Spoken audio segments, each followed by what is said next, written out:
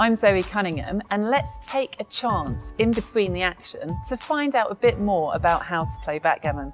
So if you're mystified watching at home, I'm going to give you a quick and simple guide on how to play basic backgammon. So to start with, let's start with some terminology. This is obviously the backgammon board. These are known as backgammon shakers or backgammon cups. Dice are still called dice, which you roll every turn.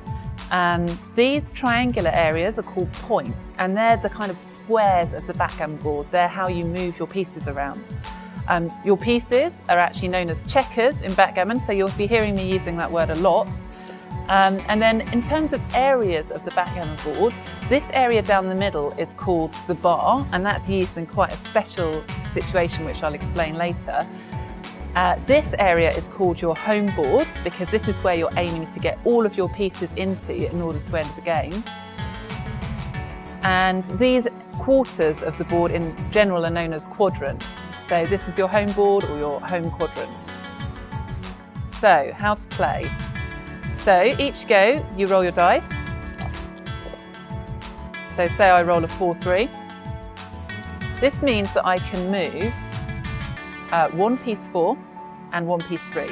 And I'm moving my pieces from over here in this quadrant round and into my own home board.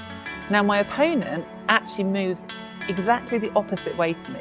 So for my opponent, he starts here in my home board and he moves around into his home board on the other side of the board.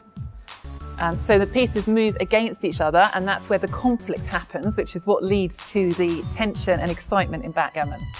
So I've rolled a 3-4. So I could move this piece 4, 1, 2, 3, 4. And I could move a different piece 3, 1, 2, 3. Or if I wanted, I could move one piece 7, 1, 2, 3, 4, 5, 6, 7. Now there are two special rules when moving pieces. The first is if there are 2 or more checkers on a point, then that point's blocked and you're not allowed to land there. So in this case, I can't move this checker 7, 1, 2, 3, 4, 5, 6, 7, because he would need to land on this point, which is blocked by my opponent because he's got 3 checkers on it. So that's the first rule. The second rule is that if there's one checker on their own, you can land on it, and what's more, you knock that checker off the board and it has to go back to the start. So let's say instead these 2 pieces were over here, and now I can move 4 and then 3. So 1, 2, 3, 4, 1, 2, 3. I knock this checker off. He goes onto the bar, which you'll recall is in the middle of the board here. And now this checker, for White's next go, White has to re-enter this checker into my home board so that it has to go all the way back around. This is like going right back to the start. It's immensely frustrating when this happens in backgammon. And he will need to bring this checker in before he can move any of his other pieces. So he is stuck. He's going to be frozen in his game until he brings this checker in. So he brings this in with a 1. He can come in on this point, 2, 3, 4, 5, 6. But the rules about points being blocked still apply. So if White's on the bar and he rolls a double 6, he can't bring his piece in because he can only enter on a 6 and the 6 is blocked by these pieces. So that's a really crucial rule. And there's another piece of terminology for that actually. It's known as dancing or fanning if you don't manage to bring your checker in.